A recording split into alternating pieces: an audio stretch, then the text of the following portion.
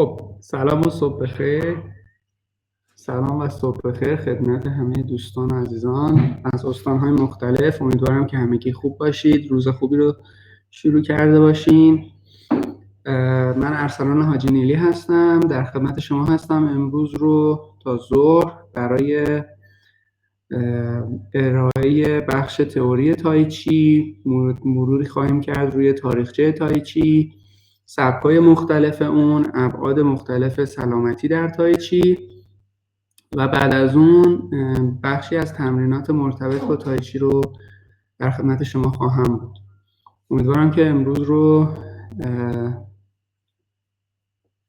با هم روز خوبی رو داشته باشیم و مطالب رو بتونیم با هم دیگه مرور بکنیم. خب اول یه ذره راجع به خود تایچی صحبت بکنیم. تایچی معنای کامل کلمش تایچی چوان، یا که اون چوان آخرش همونجوری که خودتون میدونید، اساتید من هستید، شما همتون استاد بوشو هستید، چوان آخر به معنای مشته.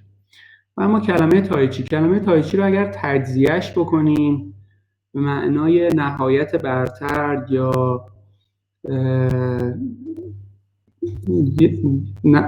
معنای لغویش تو فارسی میشه به قولی نهایت برتر، ولی تایچی توی مکتب تائویسم یک معنای خیلی عمیق‌تر و اصیل‌تر داره. ما اگر بخوایم کیهانشناسی تائو رو خیلی سریع مرور بکنیم، توی تائو جهان از یک حالت ووچی که حالت سکون و بی حرکت هست شروع به حرکت کرده و بعد از اون تبدیل به حالت الانش که حالت دو قطبی یا حالت یین و یانگ هست شده. این پروسه تبدیل ووچی به حالت یین و یانگ میشه بهش توی کیهانشناسی تائو بهش میگن تایچی. پس یه ذره عمیق‌تر که بشیم روی این کلمه، یعنی اینکه یک مسیری که توش حرکت وجود داره و انتهای اون موقعیت دو قطبیه، یعنی موقعیت یین و یانگ، جهانی هست که ما الان میشناسیمش و میتونیم درکش بکنیم و توش حرکت و انرژی وجود داره، چون کلا اساسا حرکت به خاطر قطبیت ایجاد میشه. پس تایچی کلا پروسه تبدیل حالت ووچی به قولی حالت یین و یانگ. یه ذرم حالا توی خودش سبکم که بریم، حتما شما رشته تایچی رو دیدید در مسابقات مختلف و میشناسیدش، ولی میخوام این مفهوم کیهانشناسی رو اگر بخوایم با خود اون ساختار فیزیکی و بصری که از فرم تایچی میبینیم، فرم تایچی از حالت ووچی شروع میشه که خب تقریبا همه فرما و سبک‌های ووشو هم از همین نقطه شروع میشن، حالتی که فرد ایستاده، دستا کنار بدن و ساکن و بی حرکت ایستاده. بعد فرم شروع میشه به مدت طول کل فرم که مثلا ممکنه 5 دقیقه 6 دقیقه طول بکشه، مجموعه ای از حرکت ها داره توی فرم اتفاق میفته که همش در درون خودش الگوی یین و یانگ رو داره تکرار میکنه.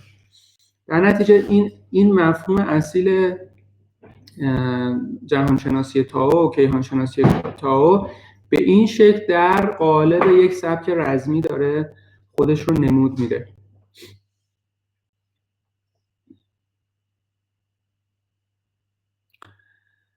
ببینید حالا راستش کیهانشناسی تائو رو خیلی توش غرق بشیم حالا باید حرف بزنیم، ولی حالت ووچی یک حالتیه که ما الان نمیتونیم درکش بکنیم، چون سکون کامل قابل درک توسط انسان نیست، ولی میتونیم به صورت شبیه سازی شده یا محدود تجربهش بکنیم. حالتیه که ما بدون جهتگیری و بدون به قولی هیچ گونه میل و برایندی به سمت خاصی میتونیم بیستیم. حالا در جهان فعلی که همه چیز در حال حرکته، حتی بدون این، حتی شما اگه ساکن هم بشینید تو بدنتون یه خون در حال حرکت، انرژی در حال حرکته. پس این حالت رو به صورت واقعی که ما نمیتونیم درکش بکنیم. ولی میتونیم محدود شده در شرایط مشخص، مثلا در یک مراقبه در یک تایم مشخص حالتی از حالت ووچی رو برای خودمون شبیه سازی بکنیم و اون رو درکش کنیم. خواهش می‌کنم. خب یه ذره به تاریخچه تایچی بپردازیم. تاریخچه تایچی 2 تا روایت داره. من از روایت رسمی ترش که فدراسیون جهانی ووشو این روایت رو به قولی نقل میکنه و توصیف میکنه از این شروع میکنم و بعد روایت دوم رو خدمتتون عرض میکنم. توی روایت اول تایچی در روستای چنجیاگو شکل گرفته. افراد ساکنین این روستا خب توی سالهای زندگیشون که کشاورزم بودن سبک تایچی رو ابداع کردن، تمرین کردن و به قولی اون رو توسعه دادن. بعد فردی به اسم یانگ لوچان که حالا عطار بوده یا به قولی طب بلد بوده، در عین حال توی سالهای زندگی خودش به خاطر سفرهای مختلفی که داشته سبک‌های مختلف رزمی رو از خاندان‌های مختلف یاد گرفته بوده. چون شنیده بوده که سبکی به اسم تایچی وجود داره، میاد توی روستای چنجیاگو که حالا خاندان چن هم خاندان محدودی بودن. بالاخره توی اون دوران هنرهای رزمی مبنای تضمین حیات و بقای خانواده ها بوده، به راحتی توی روستا راهش نمیدادن. ولی بالاخره حالا با تلاشایی که یانگ لوچان داشته از خاندان چن سبک تایچی رو یاد میگیره و خب چون خودش هم هنرهای رزمی مختلف رو بالاخره توش مهارت داشته و بلد بوده، تونسته به این سبک مسلط بشه.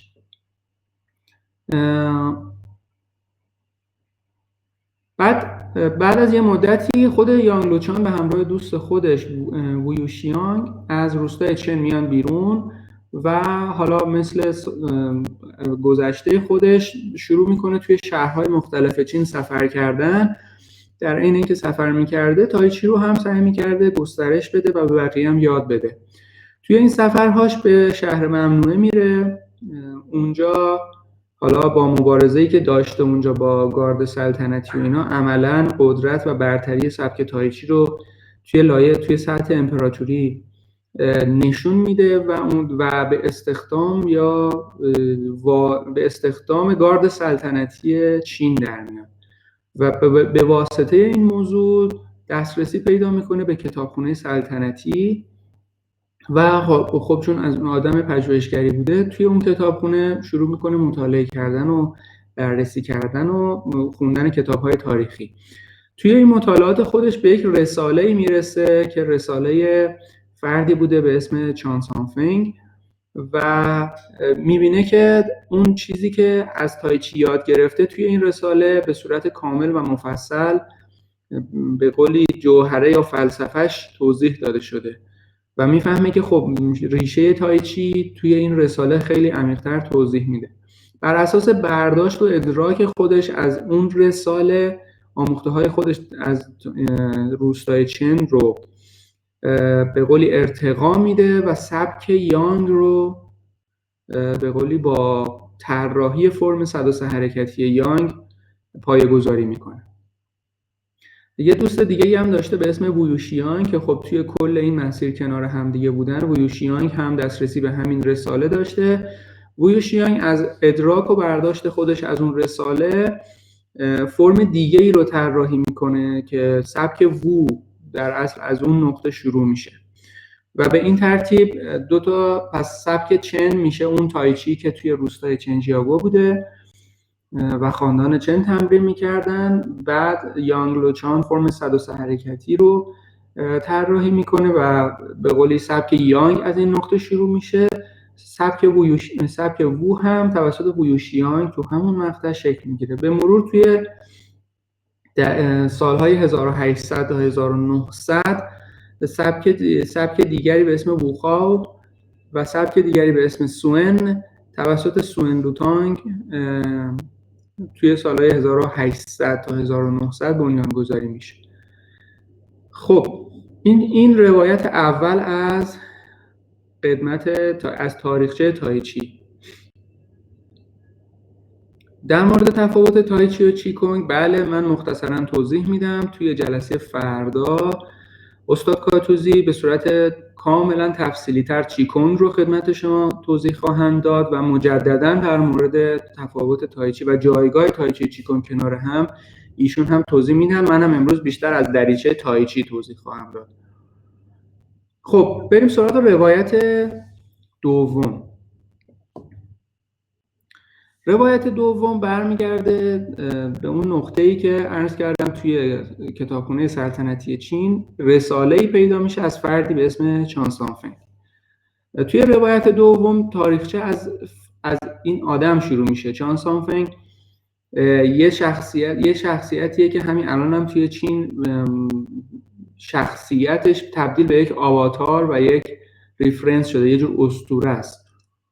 طبق روایت میگن که نزدیک به 300 سال حتی عمر داشته، یعنی میخوام بگم اینقدر شخصیتش الان از نظر تاریخی خاص و ویژه است.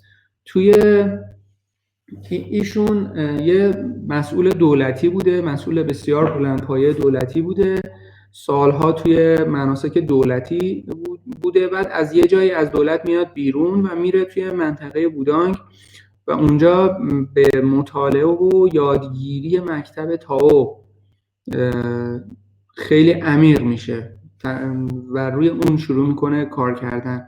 بعد از سالها یادگیری هنرهای رزمی که توی بودانگ بودن و عمیق شدن توی مکتب تائو، روزی توی کنار معبد آسمان ارغوانی که یه تیکه‌ای از عکسش رو توی این اسلاید میبینید در حال مراقبه بوده و یه صحنه از حمله یک پرنده به یک مار رو میبینه و شاهد درگیری این دو موجود میشه. از دیدن حرکت‌های هم پرنده هم مار ایده یک سری حرکت رزمی به ذهنش میرسه و تمام دانشی که داشته از مکتب تا سبکای رزمی که قبلا بلد بوده و صحنه‌ای که میبینه رو با هم تلفیق میکنه و فرم به قولی معروف به کنگفوی 13 الگو رو طراحی میکنه که میشه همین سبک تایچی. کنگفوی 13 الگو ترکیبی از 13 الگویی که 8 الگوش مربوط به ایچینگه و 5 الگوش مربوط به 5 عنصره. یعنی میخوام این رو بهتون بگم که جوهره اصلی مکتب تائو و جهانبینی تائو رو گرفته اون 13 الگو، در کنارش فضای رزمی و به قولی هنر رزمی رو آورده کنار هم و این دوتا با هم دیگه تبدیل شده به یک کنگفوی 13 الگو.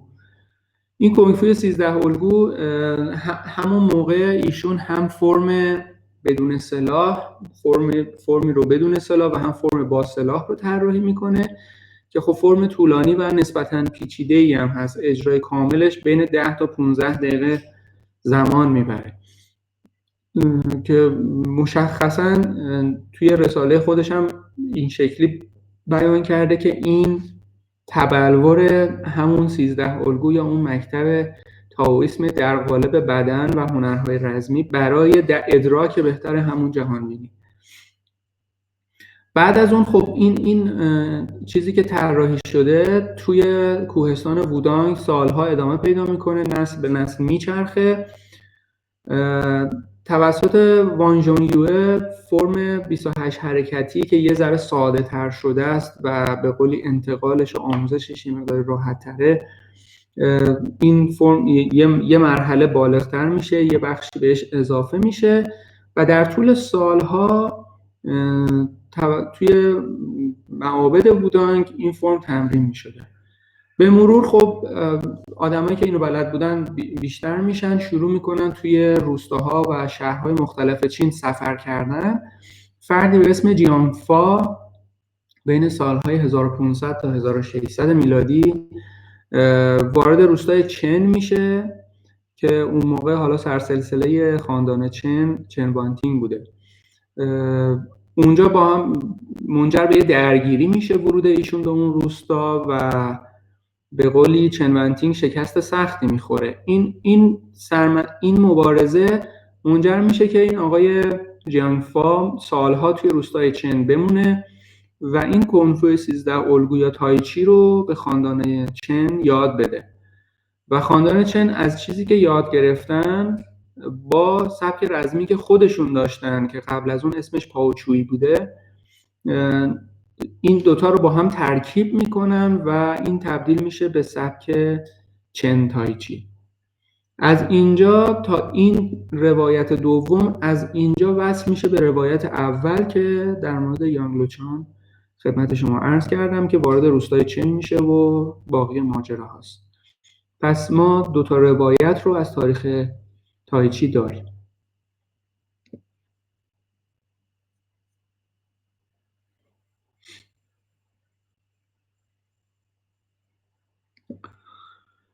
خب میخوام یه ذره راجع به سبک‌های تایچی صحبت بکنم خدمت شما و یه ذره در مورد اختلاف‌های اینا توضیح بدم. البته همه شما اساتید وشو هستین، حتما تایچی رو در مسابقات دیدین، سبک و استایل ها رو هم دیدین. حالا پس یه ذره توضیح دادنش هم سخته هم شاید میتونه راحت تر باشه چون شواهدش رو قبلا خودتون حتما دیدینش. ولی همونجور که عرض کردم خدمت شما، سبک تایچی یه سبک چن داره، سبک یانگ، سبک ووخاو و سبک سوئن. اول از سبک چن شروع میکنیم.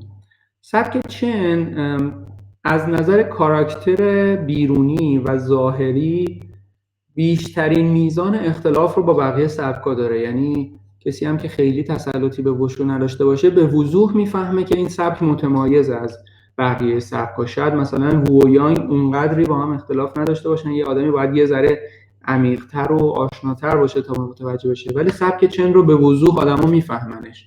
از حرکت‌های مثلا کوبشی که داره، از سرعت فاجین‌هایی که داره و مدل تنظیم بدن که توش کاملا متفاوته.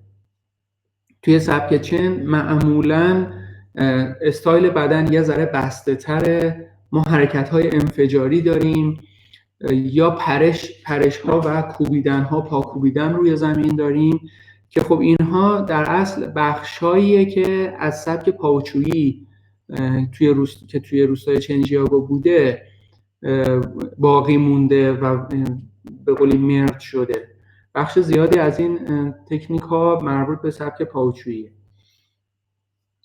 توی سبک چن حرکت ها دورانیه ولی دوران های خیلی بسته ای داره. یعنی شما مثلا توی یانگ یه استیل خیلی باز میبینین ولی توی چن مثلا همین حرکت با استیل خیلی بسته تر انجام میشه.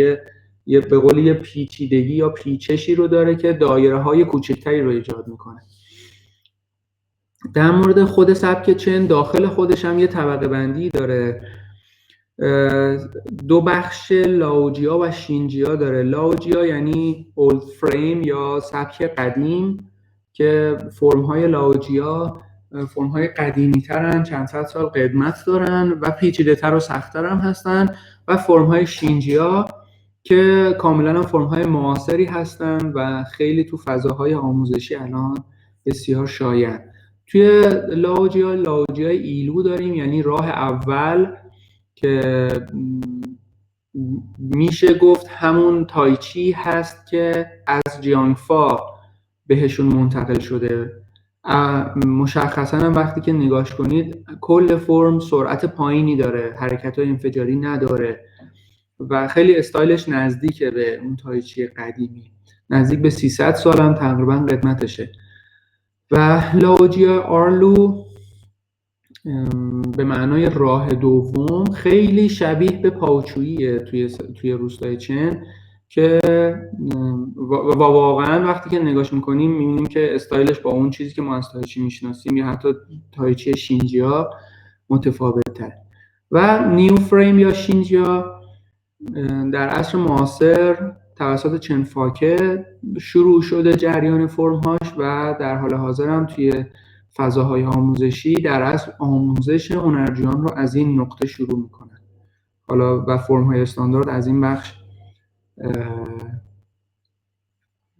بخش شروع میشن تا دیگه آدمایی که مهارتشون بیشتر میشه میرن سراغ بخش لاوجیان. سبک یانگ در حال حاضر میشه گفت محبوب ترین یا پرتکرارترین، بیشترین میزان آموزش و بیشترین میزان تمرین رو در جهان داره. فرم های استاندارد تایچی که توسط فدراسیون ووشو چین ابداع شده، اولین نقاطش از برداشتاشون از سبک یانگ بوده، به واسطه همین هم بیشترین قدمت رو در فضای آموزش استاندارد تایچی و توسعه تایچی داره. نمود مشخصش فرم 24 حرکتی تایچیه که تو جهان تقریبا به طور کامل شناخته شده است و هر جایی در جهان باشگاه تایچی وجود داره به شکل استاندارد، تایچی استاندارد، فرم 24 حرکتی رو میشناسن و دارن کار میکنن. به صورت مشخص استایل و سبک یانگ سبکیه که توش حرکت‌های انفجاری وجود نداره. حتی فاجین داریم ولی فاجین ها همش با سرعت آهسته هم اجرا میشه توی فرم و استیل فرم کاملا باز و فریم های خیلی بزرگ و بلنده. یعنی مثلا توی سبک یانگ شما حرکت دورنا رو به این شکل باز و کامل میبینید، ولی توی سبک چن مثلا این استیل بسته تری میشه، یه ذره پیچش ها بیشتر میشه، فرم بدن یه ذره بسته تر. سبک وو یا ووها خیلی شبیه به سبک یانگه، ولی از نظر خوب طرفدار یا تکرار شدن یا تمرین شدن به مراتب کمتر از سبک یانگه. توی سبک وو یه ذره زوایای بدن فرق میکنه، وگرنه شباهت حرکت و تکنیک بسیار بسیار به سبک یانگ زیاده. زوایای بدن مثل زاویه کمر توی حرکت ها، نوع نگه داشتن بالاتنه نسبت به پایین تنه توی سبک وو یه ذره متفاوته.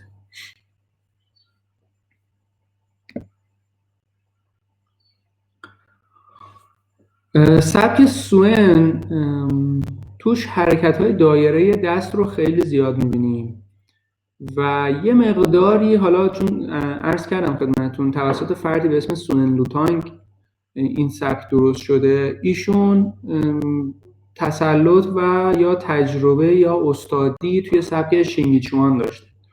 سبک سوئن رو وقتی که خوب بهش نگاه کنین، اگر سبک شینگی رو هم بشناسید می‌بینید که خیلی یه سری الگوهای ضربه زدن توی سوئن به شدت شبیه سبک شینگیه و مشخصه که اون فردی که این سبک رو ابداع کرده، سونن لوتانگ، الگو گرفته از حرکت‌ها و تکنیک‌های شینگی و باگو.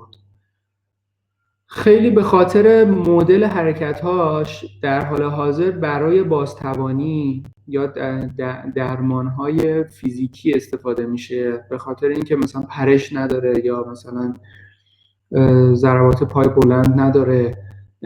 توی فضاهای درمانی این مدلی خب از مدل حرکت‌ها و تکنیکاش زیاد استفاده میشه. و اما امروزه تایچی همونجور که خودتون میدونید که فضای ووشو رو اگر با هم مرور بکنیم، ووشو الان خیلی کم برای مبارزه و فایت استفاده میشه. یه ذره هم کلانتر نگاه بکنیم، کلا اصلا مبارزه فرد به فرد و فایت نسبت به مثلا 700 سال پیش، نسبت به 500 سال پیش، الان تو دنیا جایگاهش عوض شده. خیلی اصلا از نظر اعتباری، از نظر اصلا میزان دفعاتی که ممکنه پیش بیاد، خیلی خیلی جایگاه عوض شده. یه موقعی اینکه یه فردی مسلط باشه به یه سبک رزمی موضوع حیات و بقاش بوده. حالا حیات و بقا یا توی جنگ و مبارزه با یه قبیله دیگه بوده یا حتی دفاع کردن از خودش در مقابل حمله حیوانات بوده. ولی الان جامعه امروز ما این فضا رو نداره. به خاطر همین هنرهای رزمی مثل ووشو و بعد از اون مثل تایچی خواستگاه خواستگاه مبارزه‌ایشون الان بسیار کم شده. دو تا خواستگاه اصلی الان برای هنرهای رزمی هست. یکی فضای قهرمانیه که ما این رو خب در وشو کاملا ساختارمند شده، مسابقه طراحی شده، قانون داره، ضابطه داره. حتی بخش سانداد در وشو که شبیه سازی یک مبارزه است، مبارزه واقعی نیست، قانون داره، ساختار داره، چارچوب داره که هر کسی اونجا آسیب نبینه. موضوع توی مسابقه بقا نیست که مثلا آدم‌ها بخوان تا پای جون بجنگن. هدف نشون دادن و تمرین کردن یک مهارته که از قبلش هر فردی مزیت‌های شخصی خودش رو برداره. تایچی هم خب توی همین فضا هست، قهرمانی و شرکت در مسابقه. همونجوری که خود شما عزیزان میدونید تا الان 3 دوره مسابقات قهرمانی جهان اختصاصی برای تایچی برگزار شده و این جریان ادامه خواهد داشت به صورت مشخص. تایچی از بقیه سبک‌های وشو مجزا مسیر قهرمانیش داره دنبال میشه. و خواستگاه خیلی خیلی خیلی مهمتر و شایع‌تر و رایج‌تر تایچی بحث سلامتیه.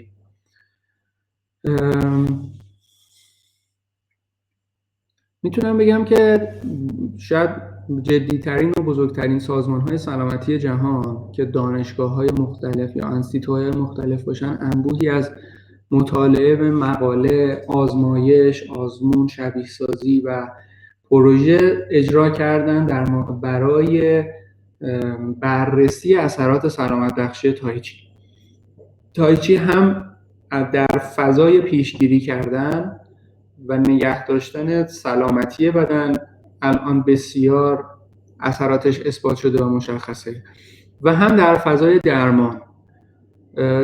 درمان‌های موضوعات مختلفی مثل عوارض مفصلی روی زانو و یا کمر، یعنی پزشکان متخصص فیزیوتراپ الان تایچی رو تجویز میکنن برای موضوعات مختلف، برای اینکه فرد به مهارتی برسه که بتونه مفصل خودش رو سالم تحت کنترل نگه داره و اون آسیبی که بهش خورده رو مدیریت بکنه. درمان به معنای اینکه مثلا اگر سایش غضروفی دارن غضروف برگرده نیست، ولی درمان به معنای اینکه اون آسیب رو بتونه فرد مدیریت کنه و زندگیش مختل نشه از بابت اون آسیب. تایچی بسیار بسیار تو این حوزه کمک میکنه. روی سیستم قلبی عروقی بسیار مقالات متنوع و متعددی وجود داره که اثر گذاره و حالا یه ذره جلوتر من جزئیات حتی مثال‌های از مقالات و اثرات رو باز میکنم. توی مسیر قهرمانی تایچی هولوحش شاید 50 سال پیش اولین فرم استاندارد تایچی، فرم 24 حرکتی ابداع شد با هدف ساده سازی و استاندارد کردن و قابل آموزش کردن تایچی. چون مثلا اون فرمی که یانگ لوچان طراحی کرده بود، فرم 103 حرکتی خاندان یانگ، 103 تا حرکت سخت و پیچیده رو شما فرض بکنید به یه هنرجویی که تازه امروز اومده، تازه میخواد با یه سبک رزمی آشنا بشه، بخوایم یاد بدیم، خب این خودش 5 سال طول میکشه تا اون فرم 103 حرکتی رو بتونه یاد بگیره. یه گروهی جمع شدن توی انجمن وشو چین و به این فکر کردن که ما چه کار کنیم که آموزش و توسعه تایچی راحت تر باشه و بتونه سریعتر گسترش پیدا بکنه و آدما تو هر سطحی که هستن بتونن یادش بگیرن. منتج شد به طراحی فرم 24 حرکتی. تقریبا توی همون مثلا 10-12 سال بعدش فرم 48 حرکتی ابداع شد و تا سالها این دوتا فرم مبنای توسعه و آموزش تایچی قرار گرفت. بعد از اون توی فضای مسابقات خب این فرم ها اومدن، قابل رقابت و قابل ارزیابی بودن. برای ایجاد جذابیت های بیشتر روی تایچی بخش فرم های آپشنال مطرح شد که به قول میتونیم بگیم نسل دوم فرم های مسابقاتی هن که علیرغم اینکه ما توی تایچی جهش و پرش های توی اون جوهره اصلی، یعنی اون فرم های اصیل که میریم جهش و پرش نداریم، ولی این بخش از فرم ها، نسل دوم فرم ها طراحی شدن، مشخص شدن و مطرح شدن برای ایجاد جذابیت برای نسل جدید، نسل پر انرژی و جوان ها که به این سمت کشیده بشن و بیان یاد بگیرن توی فضای مسابقه خودشون فرم طراحی بکنن و بتونن با هم رقابت بکنن. در نهایت نسل سوم فرم ها توی سال 2014 طراحی شد که میشه گفت یه جور فلشبکی بود به فرم‌های سنتی تر. ما ساختار فرم‌های نسل سوم رو وقتی نگاه بکنیم می‌بینیم مدل حرکت، مدل تکنیک، جنس پیوستگی‌هایی که ایجاد شده، اون بخشای مدرنش رو نمیگم، بقیه بخشا خیلی نزدیک شده به فرم‌های سنتی و برگشته به اون اصالت قدیمی خودش.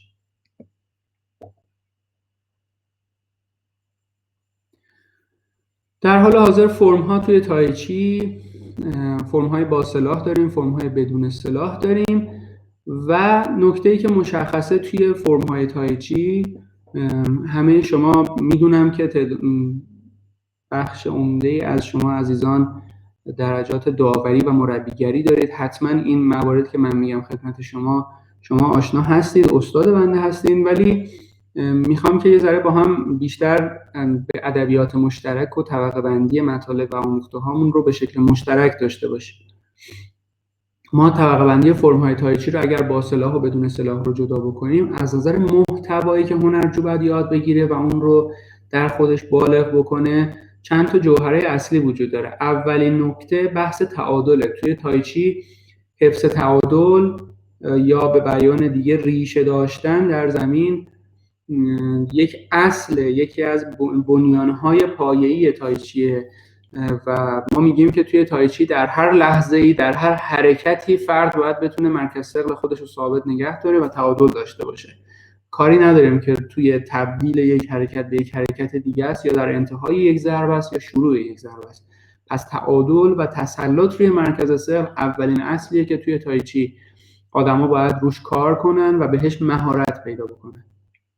از نکته دیگه تنظیم حرکت‌ها با تنفس که توی تایچی بسیار روش تاکید میشه، تمرین میشه و ما سعی میکنیم هنرجو رو، به خصوص هنرجویانی که برای هدف سلامتی، یعنی با خواستگاه سلامتی به تایچی رو میارن، تنظیم حرکت فیزیکی بدن با تنفس رو بسیار روش تاکید داریم و برای فرد مهمه که روش تمرین و تسلط داشته باشه. موضوع اتصال به زمین و ارتفاع پایین بدن رو هم توضیح دادم خدمت شما و بعدش موضوع ذهنه. همونجوری که خود شما ایضا میدونید به صورت جنرال و کلی سرعت اجرای فرم در تایچی پایینه. حرکت‌های آرومی هستند در تمرین و اجرای فرم باید با سرعت آهسته انجام بشه. مثلا فرم 24 حرکتی باید در عرض 5 دقیقه اجرا بشه، ولی خب وقتی اینو با سرعت مثلا چان بخوایم بریم شاید 1 دقیقه هم طول نکشه اون فرم. ولی در تایچی ما این رو آروم تمرین میکنیم. دلیل این آروم انجام دادن تمرکز ذهنیه. ما تو تایچی میخوایم به هنرجو این رو بگیم که شما باید در عین اینکه داری یک ضربه رزمی رو اجرا میکنی، حواست به شاید 20 نقطه از بدن خودت باشه، از مچ پا، زانو، لگن، شونه، آرنج، مچ دست، حتی گردن و چشم ها رو هم باید تنظیم بکنی و تنظیم کردن همزمان این همه اجزا نیازمند اینه که من زمان رو کش بدم، یعنی اجرای یک حرکت رو به جای اینکه 1 ثانیه طول بکشه یا 3 ثانیه طول بکشه 30 ثانیه طول بکشه تا ذهن بتونه همه این موضوعات رو کنار هم هندل بکنه. این مواد یا این متریال یا این جوهره‌ای که عرض کردم خدمت شما در درون تایچی وجود داره، سرمنشأ خاصیت سلامت بخشی هم تکیه کردن روی همین موضوعاته. یه ذره برمیگردم به تاریخچه. ما اگر روایت دوم رو مبنا قرار بدیم، فردی که استاد یک مکتب ذهنی و زندگانی بوده، مکتب تائو، از طرف دیگه در سبک‌های مختلف رزمی دوران خودش هم تسلط داشته، میاد چیزی رو طراحی میکنه که در اون هم فضای ذهنی خودش رو گنجونده، اون 13 الگویی که عرض کردم خدمتتون، و هم فضای کاربرد و فیزیکی که بتونه یک نفر باهاش مبارزه و درگیری با یک موجود بیرونی رو داشته باشه. این دوتا با هم دیگه تبدیل به یک موجودی به اسم تایچی شدن. حالا الان ما موضوع مبارزه رو نداریم، خاستگاه مبارزه رو نداریم، ولی از تمرین همین حرکت ها میتونیم خاستگاه ذهنی رو هم زنده کنیم و اون رو هم تجربه بکنیم. از تمرین همین حرکت ها که مبتنی بر بنیادی ترین اصول فیزیک بدن شکل گرفته میتونیم ساختار فیزیکی استاندارد بدن رو بهش برگردونیم. که البته این موضوع رو در دنیای وشو وقتی میایم خیلی میتونیم ببینیم که رگه هاش و شواهدش توی بقیه سبک‌ها هم هست. میتونم اینجوری بگم که در تایچی عمیق ترش هست. مثلا ما در همه سبک‌های وشو میدونیم که زانو رو نباید از پنجه پا جلوتر بیاریم. در تایچی خیلی بیشتر روش تاکید میکنیم. در همه سبک‌ها میدونیم که مثلا موقع خم شدن یا پایین رفتن نباید مثلا کمر قوس پیدا بکنه و باسن بیرون بزنه، ولی در تایچی خیلی عمیق‌تر روش فکر میکنیم و وقتی سرعت اجرای تمرین و حرکت رو میاریم پایین به ذهن فرد این اجازه رو میدیم با هر شرایط فیزیکی که داره و با هر سنی که داره این اجازه رو میدیم که روی اجزای مختلف بدن خودش تمرکز بکنه، اون ناحیه رو تنظیم بکنه و برش گردونه به حالت سالم خودش. این شکلی اون موضوع تسلط ذهن بر بدن در تایچی تمرین میشه. ولی تایچی در قالب یک سبک رزمی اجزای دیگری هم داره. شاید همه ما خیلی فقط بخش فرم‌هاش رو بشناسیم، ولی یادمون نره که تایچی خودش اصالتاً یه سبک رزمیه، پس برای مبارزه ساخته شده. برای مبارزه صرفاً اجرای انفرادی هیچ وقت تمرین نمی‌شده. ما تاریخچه وشو رو هم که رصد می‌کنیم، همه سبک‌های اصیل وشو بخش‌های مختلف تمرینی داشتن که یکیشون اجرای فرم بوده با هدف شبیه سازی ذهنی حرکت‌ها. یکی از تمریناتی که همه هنرجوهای رزمی دارن تمرینات دوئلیان یا دو نفره است، مبارزات شبیه سازی شده‌ای که اون تکنیکایی که دارن تو فرم تمرین میکنن رو باز در یک فضای شبیه سازی با یک حریف تمرینی تمرینش بکنن. بخش دیگه توی تایچی وجود داره به اسم تویشو که هدف تویشو تسلط و مهارت روی تکنیک‌های درگیری نزدیک با حریفه، تکنیک‌های کشتیگیری به قولی. اون جایی که من به حریفم چسبیدم و الان دیگه مجالی برای مشت و لغت ندارم، چون مشت من موقعی که من از حریفم دورم، ولی وقتی که هر دو نفر به هم دیگه چسبیدن موضوع دیگه میره توی مهارت‌های کشتی گرفتن و برهم زدن تعادل حریف.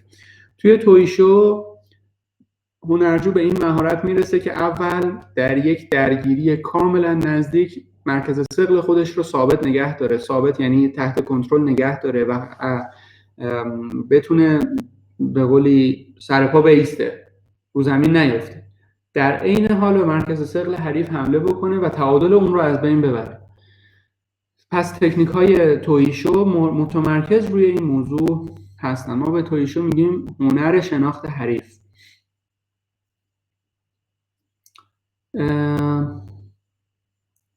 کسی که تالو کار کرده تایچی کار کردن برایش سخت نیست. ببینید دو تا جنبه داره. کسی که تالو تمرین کرده میتونم اینجوری بگم نسبت به کسی که هیچی کار نکرده قطعا خیلی جلوتره برای یادگیری تایچی، چون اصول بنیادین نشست‌ها، حرکت‌ها، استقرارها، ضربه‌ها رو بلده.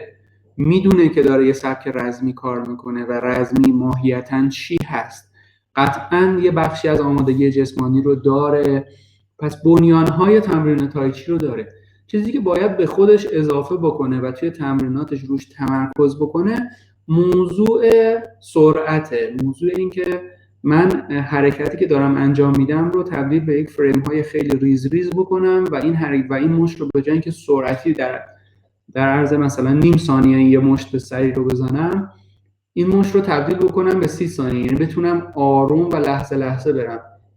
این بخشی از تمرینه که برای هنرجوی تالوکار باید بهش اضافه بشه، وگرنه بنیان اصلی رو داره و اگه بخوایم مقایسه بکنیم با کسی که اصلا کار نکرده خب خیلی جلوتره. ولی خب جنس تمرین کردنش باید عوض شه، یعنی باید روی موضوعات دیگه‌ای تمرین کنه. و اتفاقا خیلی از من میشناسم قهرمانای جهانی تایچی رو که سالها چانچوانکار بودن. اساسا این تضاد بنیادینی نداره. مثلا چانچوان یا نانچوان کار کردن. من هم تو روسیه آدمی رو میشناسم که قهرمان نانچوانه، مدال جهانی نانچوان داره. هم توی چین مثلا به کرات آدم‌هایی رو میشناسم که قهرمان تایچی، قهرمان چانچوان بوده و در عرض 2-3 سال تبدیل شد به قهرمان جهانی، یعنی مدال طلای جهانی تایچی رو گرفت. در فضای قهرمانی که اصلا این موضوع تناقض نداره و خیلی میتونن برن جلو. در فضای سلامتی هم باز به نظر من تضادی نداره. ماهیتا جریان تمرین باید توسط استاد براشون طراحی بشه و بره جلو. بخش دیگه توی تایچی و البته سایر هنرهای رزمی اصیل وجود داره به اسم چینا. چینا معنای شاید بگم مفهومی یا لغتیش مجموعه‌ای از تکنیک هاست برای تحت کنترل گرفتن حریف. یعنی چی؟ یعنی یه سری تکنیکه که من حریف رو یه جوری قفل کنم، درگیر کنم که دیگه نتونه مبارزه بکنه. حالا تو همه سبک‌های اصیل هم این بخشا وجود دارن، همینجوری خیلی ساده ما تکنیک‌های قفل مفصل، ولی چینا ابعادش خیلی گسترده تر از صرفاً مفصله. اگر بخوایم طبقه بندی بکنیم، تکنیک‌های چینا رو میشه به گروه‌های مختلف تقسیم بندی کرد، 4 یا 5 گروه تقسیم کرد. این تکنیک ها وقتی که یه نفری روشون تسلط پیدا کنه میبینی که حجم زیادی از این تکنیک ها بین سبک‌های مختلف مشترکه. چرا؟ چون خب ساختار فیزیکی بدن مشترکه، یعنی با بدن انسان که فرق نکرده که، فقط آدما اساتید مختلف با بک‌گراندهای مختلف از زاویه نگاه‌های مختلف دارن روی این بدن یه جوری اثرگذاری میکنن.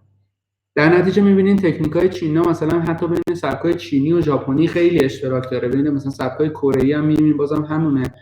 الان هم توی جهان امروز مثلا یه مجموعه از این تکنیک‌های چینا رو کنار هم گذاشتن، اسمش رو گذاشتن دفاع شخصی، مثلا دارن کار میکنن. در نهایت همشون دارن راجع به بدن انسان یه سری فعالیت رو انجام میدن.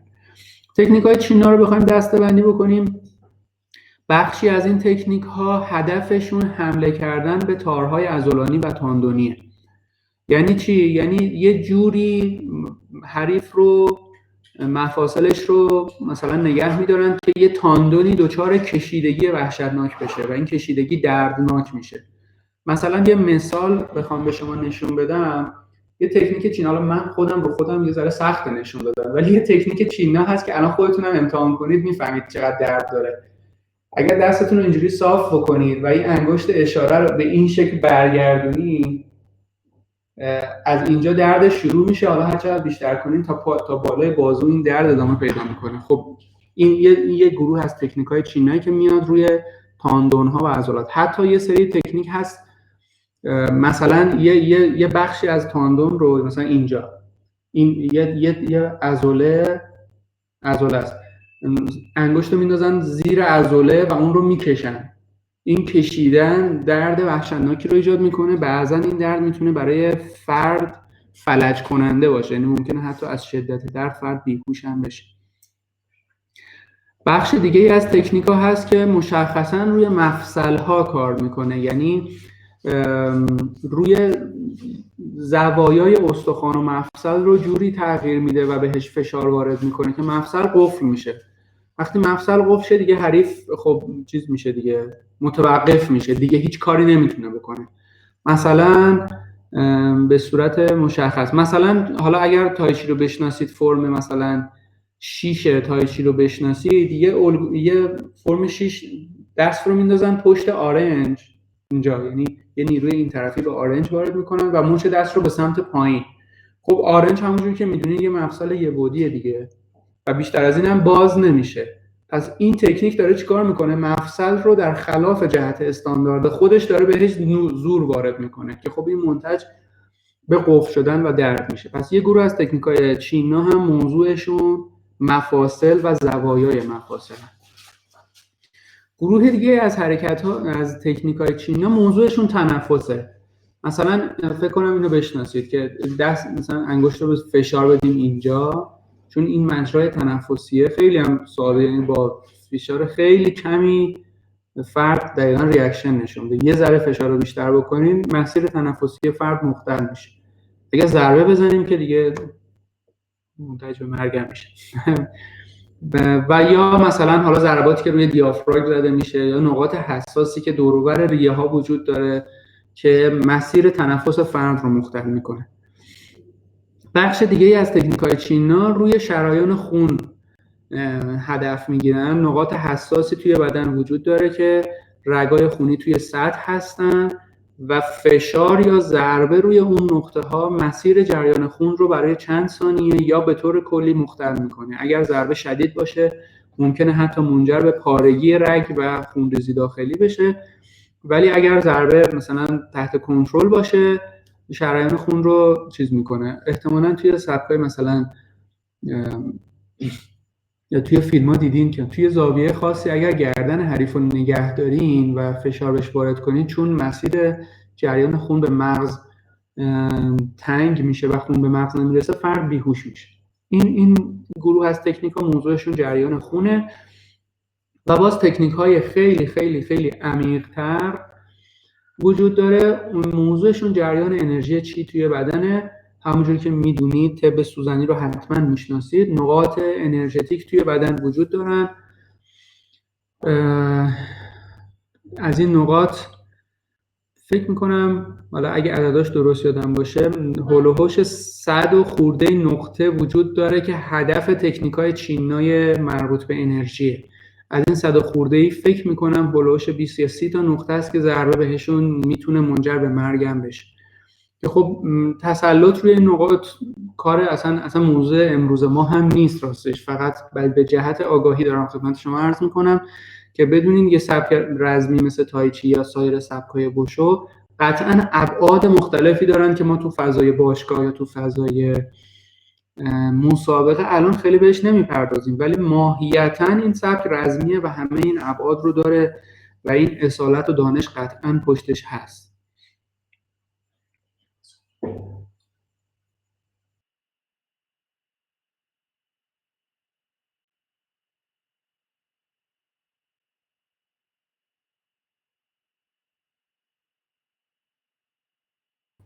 خب دوستان، برای یه مرحله از حضور غیاب لطفاً نام خانوادگی و کد 150 رو توی همین محیط وارد بکنید.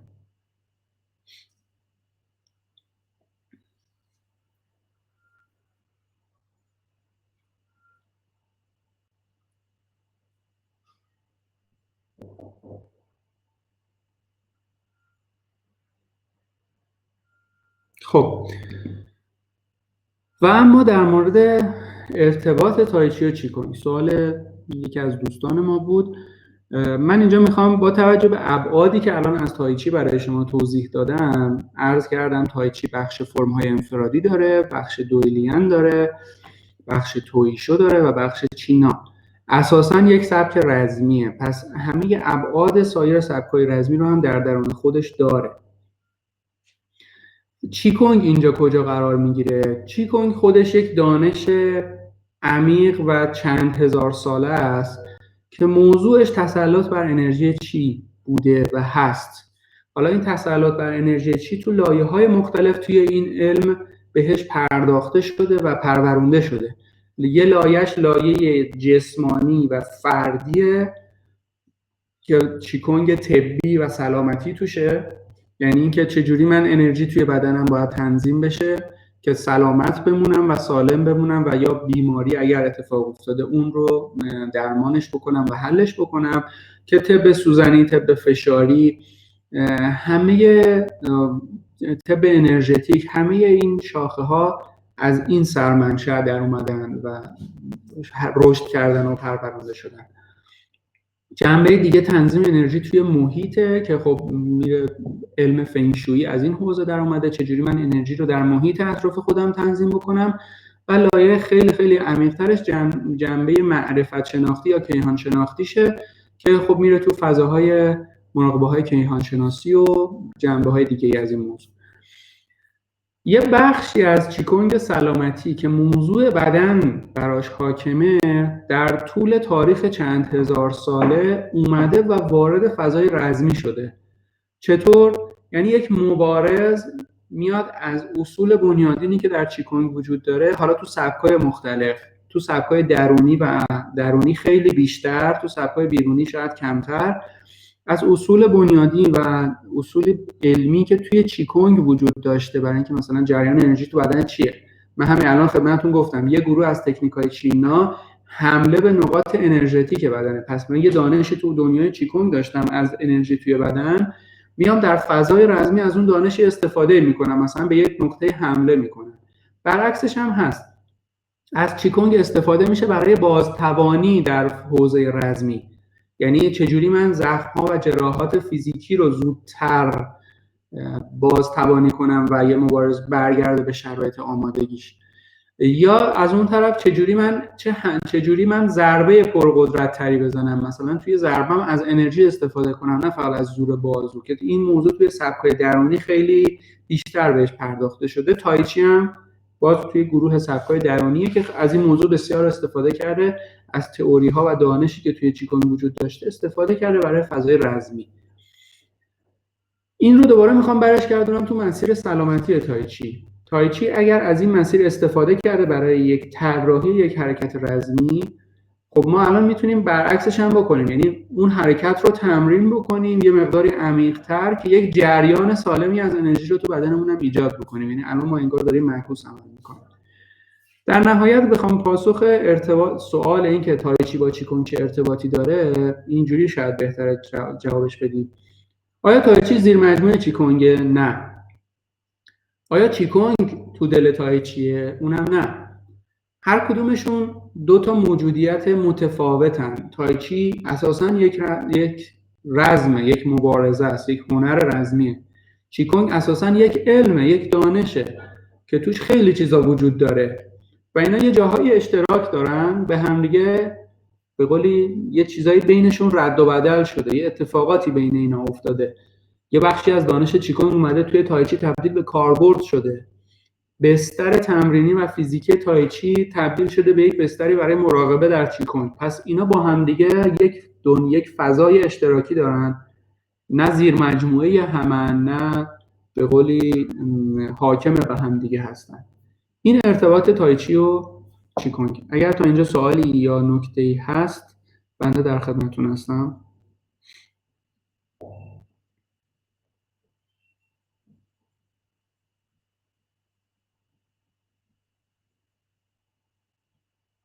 خب برمیگردیم به موضوع تایچی و سلامتی. ما اگر هدف این دوره رو یه ذره با هم بخوایم مرور بکنیم، چون همه شما عزیزان در جهان وشو حضور دارید، تجربه دارید، دانش دارید، علم دارید، تخصص دارید، استاد بنده هستین، من خیلی فضای رزمی و مسابقاتی رو قرار نیست پس اینجا با هم مرور بکنیم. ما هدفمون از این طرح بحث توسعه ساید سلامتی در عموم مردم جامعه است. یعنی جنبه سلامتی رو میخوایم بیشتر بهش بپردازیم. پس خیلی مهمه که این جنبه رو بدونیم ریشش چیه و از کجا میاد و چه اتفاقی داره میفته و چه شکلی داره این اتفاق میفته. تایچی در جایگاه یک ورزش سلامت بخش، من رگه های این ریشه و این دلایل رو توضیح دادم. میخوام که یه چند دقیقه مفصل‌تر روی این موضوع صحبت بکنم. اساساً در جایگاه یک ورزش همگانی، خب به عنوان یک پیشگیری، تایچی کاملاً پیشگیری کننده است. یعنی به خاطر اینکه یک آدم سالم فارغ از اینکه سابقه و تاریخچه و پرونده ورزشی داره، اصلا ورزشکار هست یا نیست، به سادگی میتونه تمرین تایچی رو شروع بکنه با هر سطحی از توان فیزیکی و جسمانی و از قبل این هم یه هارمونی رو تو بدن خودش ایجاد کنه، هم تسلط ذهن روی بدن خودش رو ببره بالا، هوشیاری خوبی به نسبت بدنش پیدا کنه و بالاخره یه سری حرکت ورزشی هم داره انجام میده دیگه. پس این تبدیل به یک جریانی میشه که برای پیشگیری براش خیلی مفیده. به عنوان یک درمان مکمل در حوزه مفاصل عرض کردم خدمت شما، مخصوصا مفاصل بزرگ بدن، مفاصل اطراف لگن یعنی پایین کمر، و زانوها به عنوان یک درمان مکمل هم توصیه شده و همین الان داره استفاده میشه و خب یه بستر و پتانسیل خیلی ویژه‌ای هم داره، نیاز به هیچ ابزار خاصی نداره، هیچ محدودیت فضایی بهش حاکم نیست. یعنی اینکه مثلا بگیم حتما باید کفش تاتمی باشه، حتما باید کف خاک باشه، یا مثلا آسفالت باشه یا شیشه باشه، اصلا یا محیط مثلا حتما باید توش پروتکشن باشه، مثلا یه موقعی که آسیب نبینه، یا ابزار یا وسیله خاصی رو لازم داشته باشه. پس محدود به هیچ چیزی نیست، یا حتی لباس خاصی رو هم نمیخواد که فرد داشته باشه. خیلی راحت میتونه در هر جایی تایچی تمرین بشه، در هر سنی و با هر شرایط فیزیکی رو تایچی رو میشه تمرین کرد. همین الان توی ایران از هنرجوی 3 ساله داریم که تایچی داره تمرین میکنه تا 93 ساله. من خودم شخصا فردی رو میشناسم که با 2 تا سکته مغزی اومد توی باشگاه برای یادگیری تایچی. تقریبا نصف بدنش تحت کنترلش نبود، ولی تونست تایچی رو تمرین بکنه و از اثر سلامت بخش تایچی استفاده بکنه. به صورت مشخص اگر بخوایم تمرکز بکنیم روی موضوع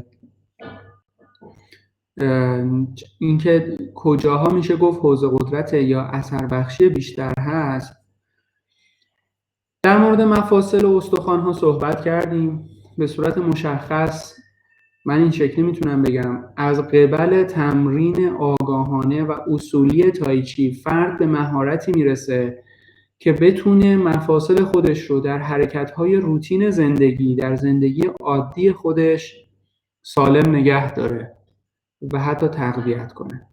حالا مفصل که خودش خود به خود تقویت نمیشه دیگه، گروه عضلات اطراف مفصلن که دارن قوی میشن و درست کار میکنن. پس ما از این فضا میتونیم به یک آدمی که اصلا ورزشکار نیست در یک چند جلسه تمرین این مهارت رو بهش برسونیم که چجوری زانوشو خم کنه، چجوری بشینه، چجوری پاشه، چجوری راه بره، چجوری توی حرکت‌های مختلف زندگیش بدن سالمتری رو داشته باشه.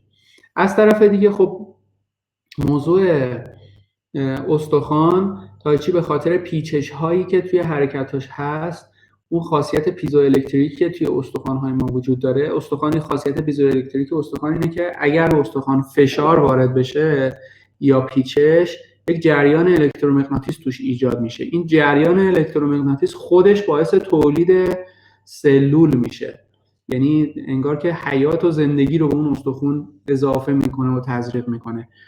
این عامل خیلی جدیه توی ایجاد تراکم استخوان. حالا تایچی ماهیتاً به خاطر مدل حرکت‌های پیچشی و فشاری که روی مخصوصاً عضلات استخوان‌های بزرگ بدن، استخوان‌های پایین بدن، لگن، ران و ساق پاها داره، خیلی استخوان‌ها رو بهانه مختلف این جریان الکتریکی رو بهشون میده که این در نهایت منجر به یک تراکم استخوان میشه. مشکلات قلبی و ریوی و فشار خون هست. خب توی تایچی ما خیلی کم میبینیم که ضربان قلب بره بالا، در عین حال فرد داره عرق میکنه، در عین حال فرد داره یک فعالیت سنگین بدنی و عضلانی داره انجام میده.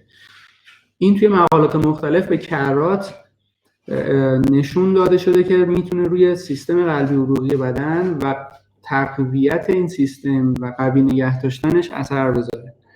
شواهد این مقالات یا نمونه های اینها توی جزوه‌ای که در اختیار شما قرار گرفته هست، میتونید حالا سمپلاشو باز خودتونم سرچ بکنید و نگاه بکنید. عملکردهای فیزیولوژیک بدن، مشکلات حرکتی تعادلی به صورت مشخص توی تایچی به فرد یعنی روی این حوزه کمک میکنه، چون میدونیم که یکی از جوهرهای اصلی تایچی مرکز ثقل و تعادله.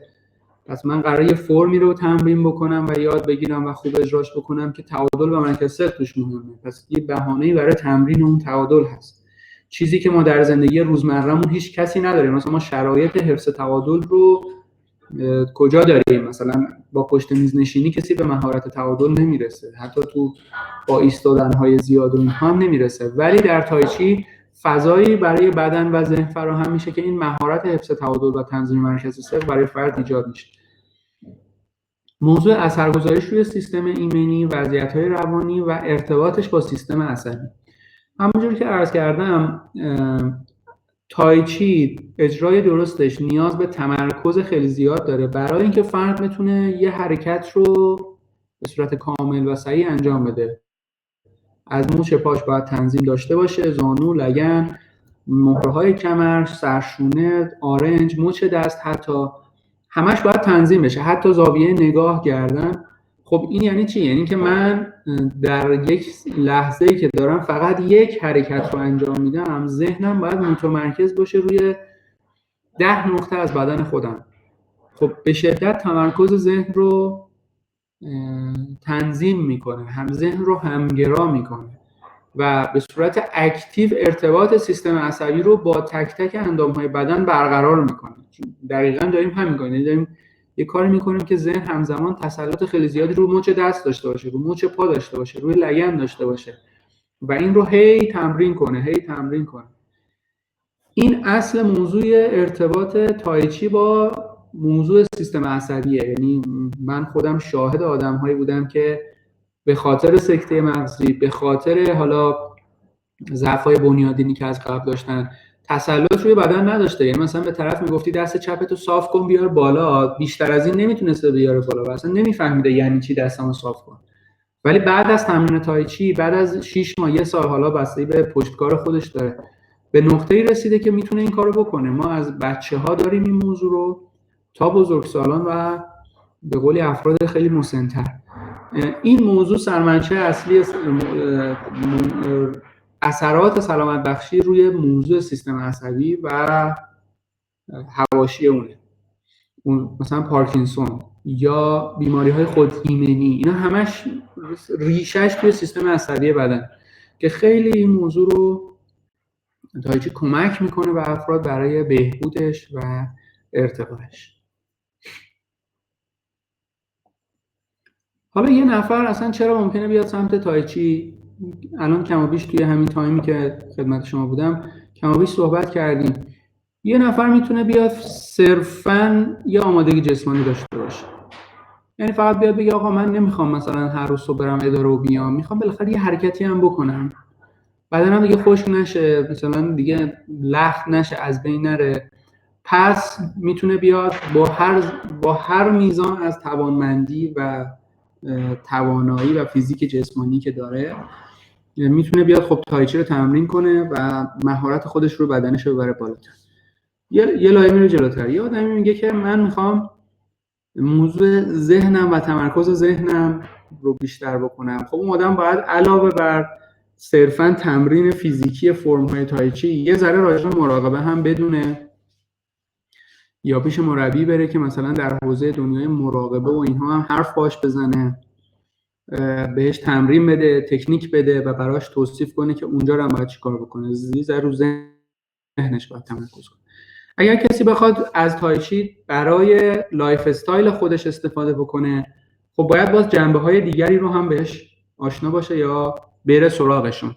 جنبه تغذیه رو باید آشنا بشه و روش مطالعه بکنه. جنبه مراقبه‌های ذهنی رو هم باید بیشتر بلد باشه. یه ذره کوچولو باید یه مثلا آناتومی بدن رو هم بشناسه که بفهمه بدنش چه شکلی کار میکنه و وضعیت سالم بدن چجوریه.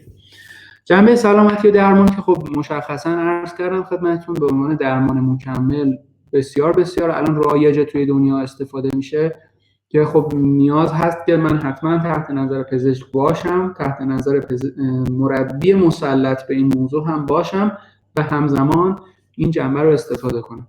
جنبه قهرمانی رو که خود شما اساتید بنده هستین، قهرمانی یعنی بدنسازی، یعنی تایم بسیار زیاد تمرین، تکرار زیاد، مربی حرفه‌ای و یک جریان زندگی خاص که مثلا منتج به قهرمانی بشه. جنبه هنر رزمی رو اگر کسی بخواد تایچی توی فضای رزمی، یعنی واقعا بخواد از تایچی به عنوان یک رزم استفاده بکنه، مشخصا باید تکنیک‌های رزمی رو بلد باشه یا به یاد بگیره. همه ابعاد تایچی رو که الان خدمتتون گفتم، تویشو، چینا، دوئلیان، همه رو باید روش مدت بشه. بدنسازی خاص رزمی رو، نه قهرمانی، بدنسازی خاص رزمی رو باید داشته باشه و که خب مسیر کاملا متمایز و متفاوتیه. خب تا این جای بحث بنده عرایزم در حوزه تئوری ها یا مفاهیم بنیادین تایچی تمام شده. یه بریک خواهیم داشت. در سشن بعدی بنده خدمت شما هستم با توضیح 3 تا از بخشا، 3 تا از گروه تکنیک های تایچی در حوزه همگانی. این گروه هایی که حالا ما اینجا میگیم موضوعش مثلا مسیر مسابقات تایچی نیست، قهرمانی تایچی هم نیست. تمرین هایی هستن که میتونیم با افراد عمومی، با عموم مردم، کسی که اصلا اسم تایچی رو هم نشنیده، شاید مثلا نخواد بشنوه، ولی این تکنیک ها رو میتونه تمرین کنه، یاد بگیره، ازش از با قبل اثرات سلامت بخششون استفاده بکنه. هدف ما توی سشن بعدی این هست که این تا امروز بعد از ظهر، البته یه بخشش بنده خدمت شما هستم، یه بخشش هم سایر اساتید خدمت شما یاد بدیم که بتونید توی فضای همگانی به عنوان سفیر سلامت شما هم تکنیک‌ها رو منتقل بکنید و به قولی به جامعه کمک کنین که این حس سلامت بخشی رو از بوشو و تایچی بگیرن. اگر سوالی باشه بنده در خدمت شما هستم، اگر نه نیم ساعت رو بریک داشته باشیم تا بخش بعدی. 10:30. بخش بعدی رو ساعت 10:30 شروع میکنیم.